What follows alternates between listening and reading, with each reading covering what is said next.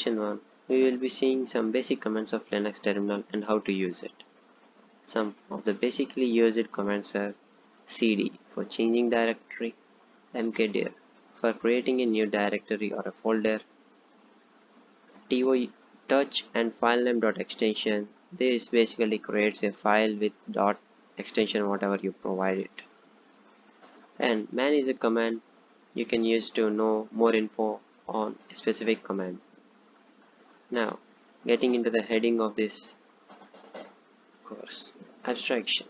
Basically, what is an abstraction? It's a prototype for something where multiple new things can be extracted or abstracted. And what is a paradigm? It's a typical pattern. In programming languages, it is how a language provides its features. Like, there are four types of paradigms: functional paradigm, logical paradigm, object-oriented paradigm, procedural paradigm. Each suggests the names they provide functionalities. Functional paradigm provides all its functionalities through functions. Logical paradigm provides all its functionality through logic-oriented, and object-oriented provides its function as objects, and procedural programming is just a structured programming where the program goes from top to down. Let's go to a real life example of an abstraction. Let's say we have a blueprint for a vending machine, and companies can abstract a vending machine or construct a vending machine using this blueprint with different logos and different functions maybe, or different positions of the buttons, etc. A single blueprint can give rise to many abstract objects, namely company made vending machines. So the vending machine blueprint here is our abstract object, and the so obtained objects are abstract obtained child classes. Going to session 2 for deeper understanding. We will be using C++ to demonstrate abstract and data types. So same as blueprint, we will be creating blueprint classes, which can be used to create another class with some modifications in abstract class. Here, some of you may already know how we create classes from other classes. It's simply we inherit them. But most importantly, one should not confuse with abstractions with simple inheritance. Before we venture into inheritance, we will just talk and write code in some layman language using abstractions and how an abstraction class look like. This code of shape class gives you a basic understanding of how an abstract class looks like.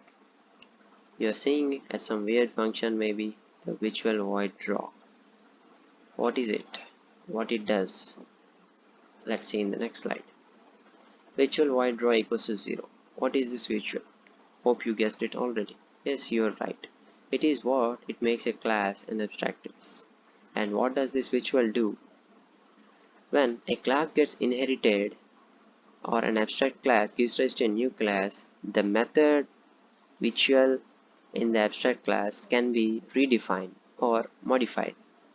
Whatever the method in which virtual prefix can be modified when inherited by other class. Simply to understand, if we were to create a circle object from the shape, we just simply inherit the shape class and modify the draw to make it draw a circle.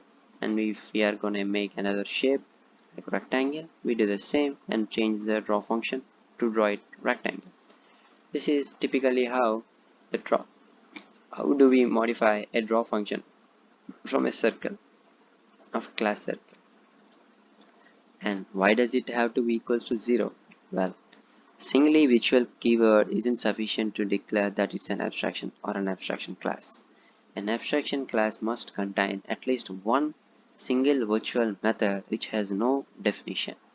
This makes an abstract class cannot be initiated or declared. This ensures that the class shape can be initialized but only can be inherited. Same as how a blueprint can be varying, can't be a vending machine, an abstraction can be an object but only can help creating an object. Session 3. let's go into a bit about inheritance. Inheritance is used to inherit the properties of other objects. Let's talk in C++ way. Let's say we have three classes: moving object, vehicle, car. We need properties of vehicle for class car, and we need the properties of moving object for a vehicle.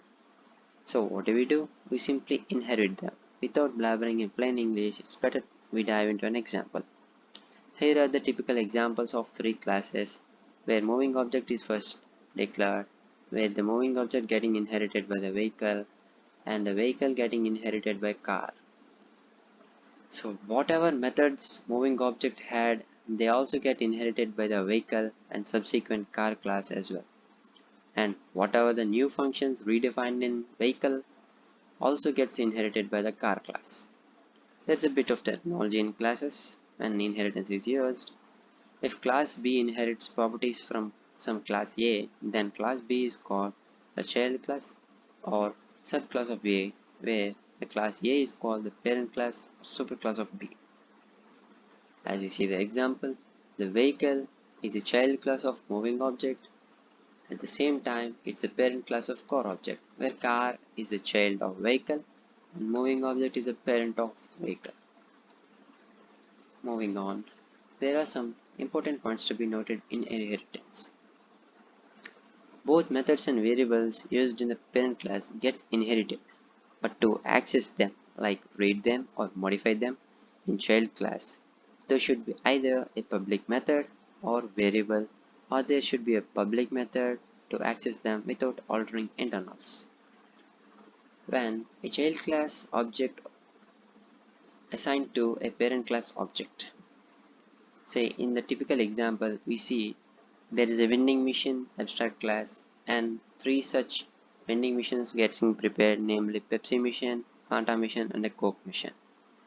So if I assign any of the three machines to the vending machine, what exactly happens is what we are going to see about.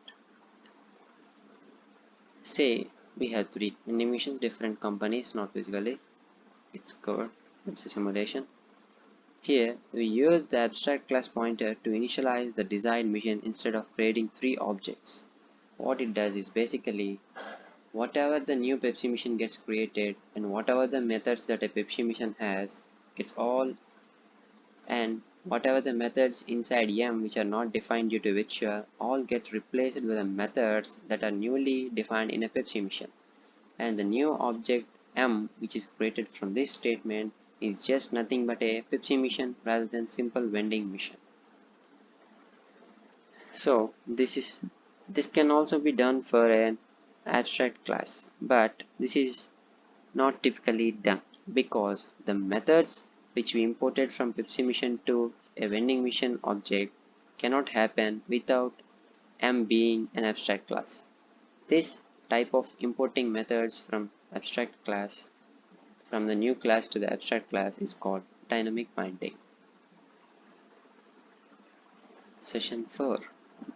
Well, we see many colors on the face because this is a colorful session where we'll be having fun creating colorful moving ships.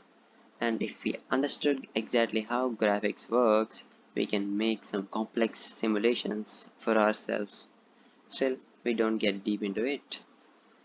GUI. What is GUI? Graphical User Interface. Supposedly, what you're looking at now is a GUI created for a simple viewing of page-by-page text, moving in a more vivid and colorful way, a PowerPoint, or the way you're watching is now in a browser, and a browser allows you to see a video in it. So it is a graphic user interface. There are many libraries in every language which can teach you how to implant GUI into your programs. It's not too hard to understand a graphics library once you have understood the basic concepts of classes, abstractions, and methods. Well, probably a good documentation of library contains good examples. They should be abundant enough to read it oneself. With all this, we need some extra small subtopics like what is handling, what is a callback function, what are events, etc. FLTK is the basic library we will be using to explain our graphic user interface. While we will not be going, this is a very basic library. We are suggesting you to use it to create some cool things. It provides with some basic abstract objects. Most graphic libraries do this, providing widgets. Widgets are nothing but just abstract classes, which are called widgets in a graphic library. First basic thing is we create a window. That's right. Whatever you see is a window. So there is already always a primary widget, a window widget, to show all the contents inside it. These widgets can be made to respond to some events like mouse click or keyboard click or keyboard press or a controller input if you are connected to a joystick of PS4 or Xbox. These, when we press this, there's some events happening, so it can respond. So how does it respond? These responses are managed by a thing called handle. Well, again, handle is a visual method in abstract class called widgets, which has to be redefined when an object gets abstracted from those widgets. And this exists literally for any widget. For better extending and understanding of examples, visit fltk.org and read its documentation, which is very nicely written with good amount of examples. Here we are in session 5. Session 5 is basically comparison of the 4 paradigms that we have seen. And what are these programs? These 4 programs literally do the same in their respective compilers or interpreters. This is the C program, this is a C++ program, this is a Python program written in functional basis, not object oriented, and this is a Prolog or logical programming paradigm. You see that the logical programming code is very concise and very small. It's just 3 lines, and whereas the remaining are like about 20 to 15 lines. And what makes this Prolog so interestingly small and yet same as powerful as C++ and Python? We will see about that. But this session is basically discussing just not these 4 codes, but a instructors independent. They give you some code for comparison, and you gotta find your observations inside them. Moving on to the next session, session 6. This is the shortest session. Upon this session is full of examples, and once understands how inheritance works. Multiple inheritance is a follow-up. Let's dive into the syntax. There are 2 classes, class A, class B, and class C is getting inherited from class A as well as class B. So the class C will have all the properties that A as well as B had combinedly. This is a typical C++ multiple inheritance example. This is a Python syntax for multiple inheritance and classes. There is much to multiple inheritance which we will not be discussing in this course, but one can feel free to look up on the internet. Session 7. Here we are going to introduce the new and the most popular beginner language, Python. Unlike the other, it's most popular because of its code being English sentences. Yes, most of its code is like how we speak English. Let's go into the data types in Python, all which are in C++ with added different types called lists, tuples, sets, and dictionaries. A list is typically represented by square brackets. A tuple is represented with curly brackets or simple brackets. Dictionary is also represented with the list same as square brackets, but the structure of a dictionary is quite different from list. Lists, tuples, and dictionaries are different from usual C++ or C arrays, but accessing an element is same as in C++. Like, for one to access the third element of this list, one can write list 2, which can give the third element, like print list 0 prints the first element of the list, same as for tuple. And in dictionary there is some terminology where we can access the specific value on one side of the column. In Python, the most important thing to remember is whatever you see is an object. Well, let's see how we initialize values or variables in Python. We just write it a equals to 20, b equals to 20, or c equals to some string. We need not specify what type of variable a is going to be.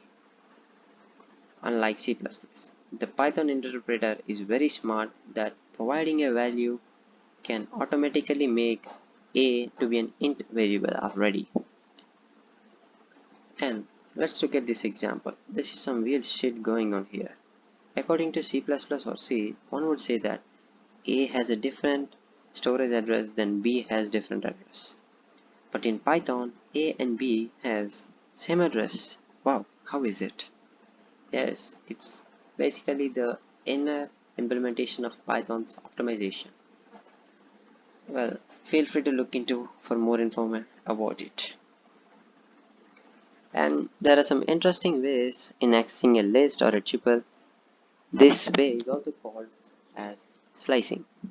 Let's say we have a list L with first element 1, second element a string ABC, third element a number 3, fourth element a character F. Slicing a list. Slicing a list's basic syntax is the list name, starting point, ending point, and step. This returns a list from index start to the list and with a step of step. Yes, it's funny. Print L1 colon 3. This basically does is it starts from index 1 and the base default value of step is equals to 1. So it jumps to next element 2, leaving the 3 behind. The slice is exclusive to end and inclusive in start. So we only get indexes 1 and 2, which are ABC and 3. That is what we get as an output. And default value is step is 1 if not specified. Look for more about lists and slicing on the internet. Accessing dictionary values using keys. This is some great way of accessing a particular key value in a dictionary. Say the previous dictionary we had 1 for 1, 2 for 2, 3 for 3. So if I want to access the value of the string assigned to it is, so I simply replace the index with the key value. Dictionary key value gives its key. Dictionary key gives its key value. Dictionary 1 gives output as 1. What you might be wondering, what is the difference between lists and arrays? Yes, as you have seen the example here, a list is holding an integer, string, and a char. Can an array do that? No way. Whatever C++ arrays does is they store a length of same type of data type arrays or same data type sets. The inner implementations of list and array is also quite different. One can look for more explanation on that. When learning a new language, it's very much suggested to use Google and ask in some weird stuff in some communities like Stack Exchange for more info on that. Diving into object-oriented part. Well, we already dived into it, but let's say for the namesake. In Python, functions unlike C++, the objects is passed by reference by default. Say a function a comma b, the a and b are not passed as a value as C++ functions usually do, but as references in Python. And an important point to note is that wherever we see our references, and there are no specific variables called pointers in Python. Yes, the before example a equals to 20, a is a reference, not just a storage variable, unlike in C++. Well, initiating classes when it's come to object-oriented part, all is same as C++, just about the syntax is what's different. Instead of a constructor, we had a init method, and instead of operators, we had dunder methods. The dunder methods are nothing but the analogs for most parts in C++ methods. While init is a constructor of class in terms of C++, they are actually called dunder methods in Python. Similarly, for an operator overloading of class, we use dunder method add, and for subtract dunder method sub dunder method. There is more to class in Python, which one should do some detailed research, and this more will be taught in the corresponding lecture sessions. Session 9, the Lambda Calculus. It's purely about functions with minimal mathematical notations, which has the power of expressing computations.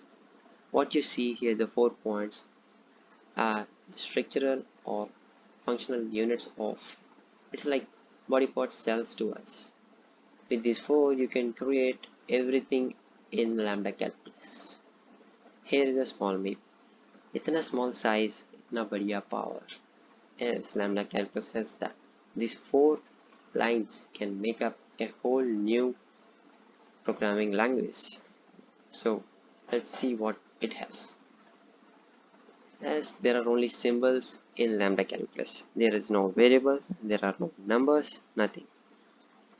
All are symbols. Whatever you want to represent, you got to represent in them as symbols. And second, abstraction. Defining functions as lambda abstractions. There are 4 basic functions which gives rise to multiple functions. One is the identity lambda expression, where passing a value to this returns the same value. Lambda x comma y dot y, passing 2 parameters, the second parameter gets returned. This is similar to b, but the first parameter gets returned. While d is somewhat complicated thing, where the space between x comma y represents an application operator. What is application? We will be seeing in the next example. Application is nothing but applying an abstract class to a value. So say f is a lambda, x is a lambda expression, and y is some value.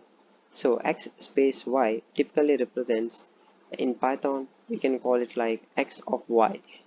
Here f of v. Here lambda x comma x represents whatever pass it to it, it returns back it. Like we are applying it with a spacebar to p, so p is getting written from here. This is a typical Python syntax example. Lambda x such that x star x. This simply returns, if we pass a value x, it's squared and returned. So if we pass 10, the output would be 100. And finally, reduction.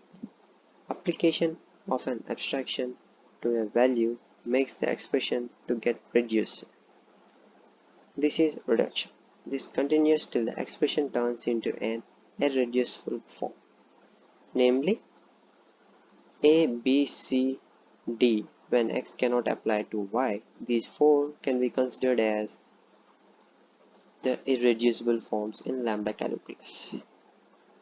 Using the small parts of fish, we can make a bigger fish and whatever we like. We can typically create numbers from it, we can create switch statements, we can create if and else conditions, we can create booleans, everything just from this 4 piece of scrap. This is another shorter session on error handling. Well, whatever you see is not small. Exception handling, errors handling is a very big topic actually. And when we see this in procedural programming like C, we have a separate stream for error handling, which is ERR, STDERR. Let's see what we have in C++. There are some inbuilt exceptions, like when you divide 0, you get an exception. When you do something which is not mathematically correct, you get an exception from compiler. So same as we can create some exceptions for our own classes. For that we need these 3 functionalities, namely try, catch, throw. Try initiates a block, and whatever in that block is getting tried. If it fails, like supposedly a 0 division, if the block contains 0 division, then it abruptly terminates and throws an exception. Whatever this exception may be is up to you. You can throw, say, an error code or a space error or a storage space where this occurred, or simply a string. And whatever gets thrown is caught by the method catch. It should be defined very next to the try block which is throwing an exception. So when the catch is set to initiate, it catches whatever the exception, and we can print the exception or handle the errors, like zero division can be modified to some 0 plus 1, or zero division can be modified to 0 factorial, or whatever way we want to do when this block of code try fails. This is a simple meme which shows the functionality. A person tries to draw a picture and he finds a wrong, he scrambles and throws it, and the catch gets it. Session 11. In this session, we will be going about the inner implementation of some classes. One such class we will be going through is the vector class, and we will be recreating the vector class in our own code with our own coding knowledge. In this session, we will be creating our very own vector class which is available in a header file vector. Yes, you can directly use the vector provided by C++, or you can create it from scratch. And when created from scratch, you gotta compare how the original vector class is implemented, so how it's optimized, and you get some new techniques to optimize your code. So this is the basic syntax of initiating or declaring an vector object. It's keyword vector, the type of vector stack you want to data type, and the name of the vector. A stack of integers gets created with the name ARR. Beauty is the name of the variable doesn't take up any extra space except the variable space until an element is added to this vector class. Say if I add 5 elements, it gets to up to the length of 5 int elements, and there is no limit capacity. Yes, there is a limit capacity, but we won't be reaching it in no time. More the elements, more the space allocated. There are some basic methods in vector class. Pop removes the last element from the stack of objects. Pushback adds an element to the last of the stack. Length returns the current number of elements inside a vector class. Try yourself and check the internal implementation through Google or other resources and see how the original got implemented and how is it better than yours and what other advantages it had. This is an interactive session where different ideas of implementation get shared among all and will lead to a new vector class which is very much optimized or good for a specific task. Session 12. Here we are reaching the end of learning a new programming language, a logical programming language named Prolog. It's very concise, as you had seen the comparisons between the classes, the programming paradigms in session 5. A very concise but yet difficult logic interpretation required to create a program that is being created in a C or a C++ way. As we have, all it has is to learn is we got to implement 3 rules. We define facts, we define some rules, and what the program tries or the Prolog engine tries is either an unknown or checks the truth value from the facts and rules for a given provided query by us. Prolog is one such logical programming language, and same as semicolon for the end of line in C or C++, we use a dot here, and a variable or an unknown is represented by all capital letters.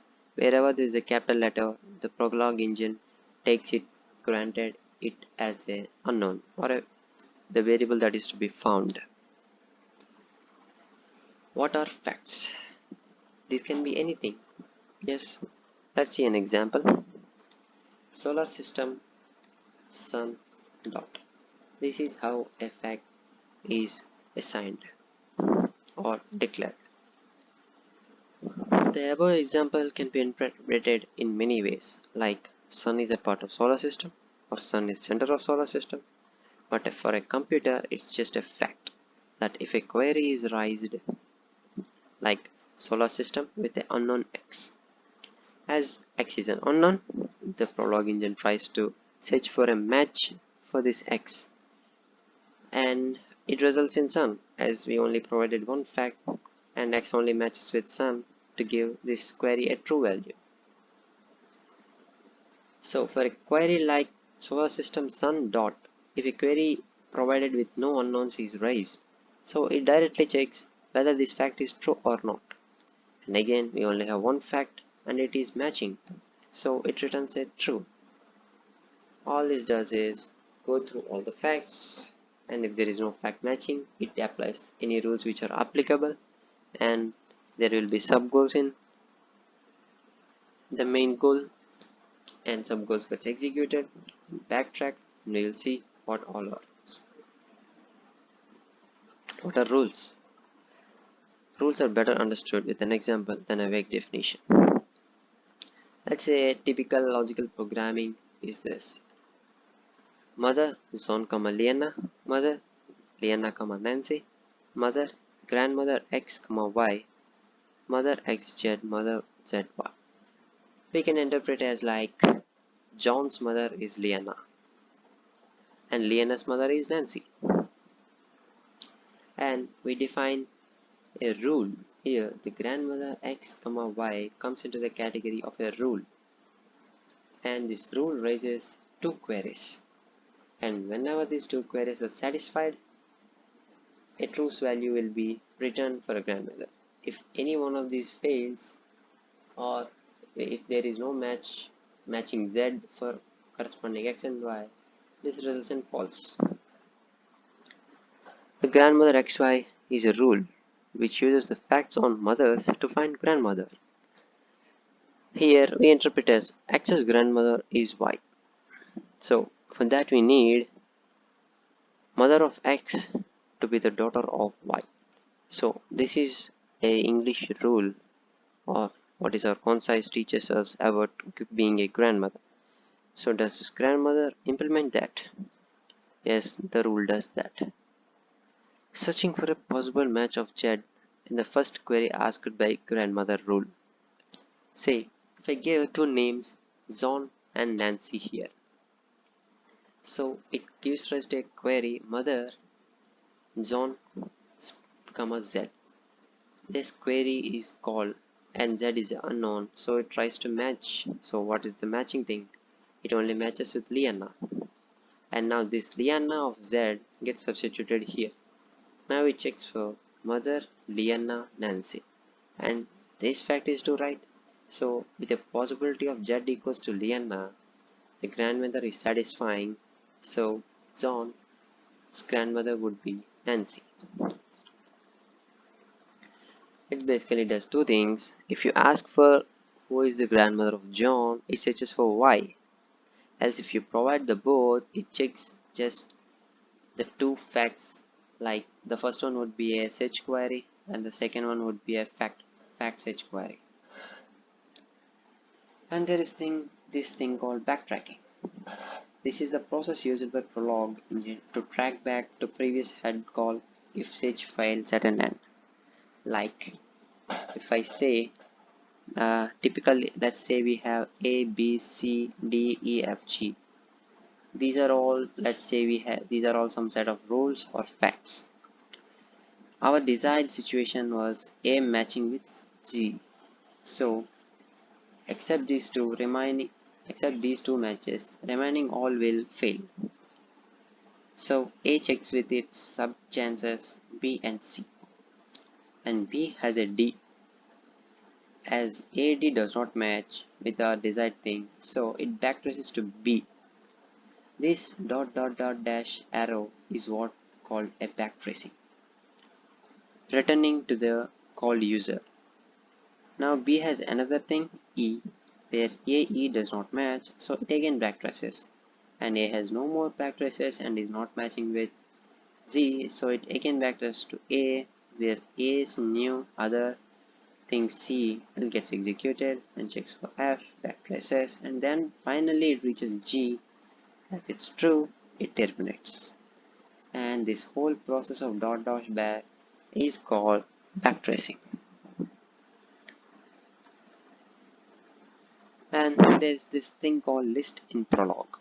Typically, list representation in Prolog is head and a tile with a square bracket separated by a modulus operator, where h is the first element, while t cannot be the last element, but t is the remaining part of the list in list form. Let's look into an example. Check whether an element present in list or not using Prolog. This is a basic two-line function which checks whether element A is part of this list that we provide as second parameter. So what is the terminating condition for this? Like we are seeing typically here a recursion, the member function calling member function. Yes, it is allowed in logic programming to recursion, but as basics of recursion we need a terminating condition, where here we talk about facts, so we need a terminating fact. When does it terminate? It terminates when the head equals to the element we are seeking, and if there is no head that matches with A, then it returns false. Does this work? We go on heads, we go on the elements of the first, go on with the first elements and take it out and pass the remaining element to the same member function, which invokes the rule again until it matches the first fact. Fact that is provided is that if any instance head element equals, then it returns true, and if the rule if first element is not matching element, check the remaining list t. Example query. Let's check whether member 2 is in the list 1, 2, 3 or not. So first call would be checking the fact. The fact resolves into A space t, and when the list is seen as this, the A would match to 1, where the t would match to list of 2, 3.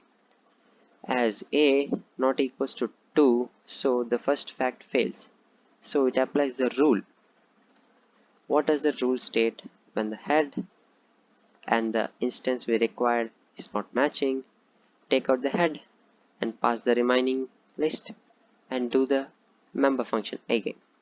So this would be member 2 comma square brackets 2 comma 3. Here tries the rule by leaving the first element 1, that is member 2 2 comma 3. Next again checking the fact from top to bottom. Now the fact matches actually, cause the head element of this list is 2 and it matches with the 2, so it terminates resulting true. So we know that when it returns true, the member we provided is in the list. Now one can view what calls are made and which are getting failed using a trace functionality provided by Prolog. There is a function called trace, which when executed gives whenever a query rises, we can just get every call. Like we get call for this fact, we get call for this rule, and this rule applying this another query, and we get call for this and this failing and getting another query, and finally resulting in true. We get all this data by pressing or typing trues in the Prolog compiler. This is we are reaching at an end. Unification. This is half core. There are two main cores of the program actually. For Prolog, these are the two main hearts, or two compartmented heart we can say, namely unification and horn clause logic. What is unification? All this does is substitution and unification of two logical queries until they match. And the previous example where we had queried about the grandmother of John, what we did is obtain a value for z, and we substituted the z value in the next subsequent query. This is unification and substitution. And once it reaches an end, it unifies all the result up to top, resulting in one unified result. And what is horn logic? Horn clause logic. This is the other half core. This is what decides an end result actually, whether it's true or false or no or yes. Well, not just true false. This is a rule book like many of us have seen Pirates of Caribbean or pirates have a code book which they must follow. This horn clause logic is one such for the programming language Prolog. At any cost, horn clause logic must be followed by the programming language. In simple terms, horn clause logic is nothing but when a query is raised, we gotta check facts from top to bottom and rules from top to bottom. And when there is a invocation of a relation or rule, the rules inside it or the queries raised by a rule should be done from left to right, and this must be followed correctly. And what are the three types of horn clauses? There is a fact clause, there is a definite clause, there is a goal clause. These are the disjunction forms, these are the implication forms. True implies you holds. When all these are true, is implies you, or for goal clause, all should imply to false. Well, in these terms it's very bad, but reading intuitively as a definitive clause is unless all the p, q and all upons hold, the u holds. Like in the case of mother and grandmother example, when both mother queries raised by grandmother says trace hold, then only the grandmother query will return true. This is simple fact. When we search for a query, if it results in a simple fact, if the fact holds, it's true. If the fact does not hold, it's false. Goal clause is also similarly that it shows that P and Q and T all hold. Well, this is the end of the session. In this video, I may not be able to cover everything in it, but this is the basic outline of the course. Thank you for watching the video. Thank you.